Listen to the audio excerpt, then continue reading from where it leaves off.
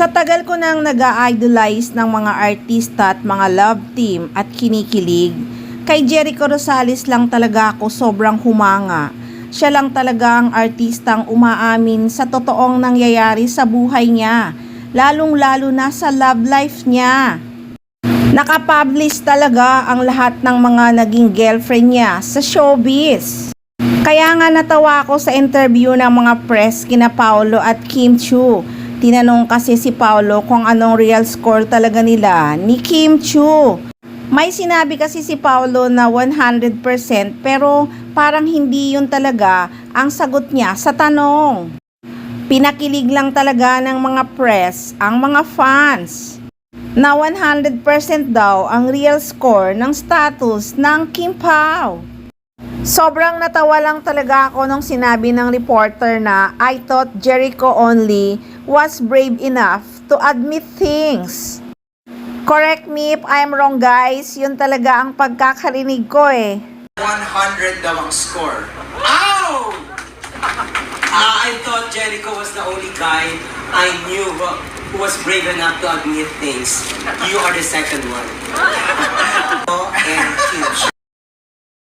Na kung ita-translate mo talaga sa Tagalog ay akala ko naman si Jericho lang ang umaamin ng totoo sa lahat ng bagay. Pangalawa ka na sa kanya.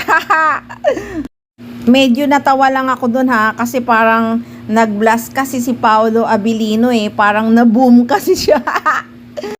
Sa totoong totoo lang naman kasi talaga si Jericho Rosales lang talaga ang hindi takot umamin sa mga relasyon niya, lalo na sa showbiz. Inamin din nga ng aktor na todo-todo daw talaga siyang magmahal. Katwiran niya kasi wala naman daw mawawala sa kanya, kaya todo lang daw siya talaga. Pareho talaga sila ni Janine, todo-todo din magmahal ang actress. Para daw kung di mag-work, wala naman daw siyang pagsisisihan kasi binigay na nga niya ang lahat. Gaya nga ng sinabi ni Eko, kung hindi kami, hindi talaga kami para sa isa't isa.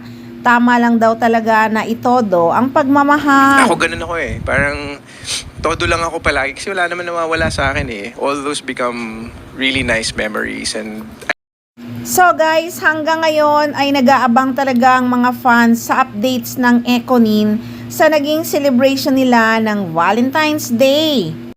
Umikot-ikot na ang mga fans sa social media pero wala talagang nakapost.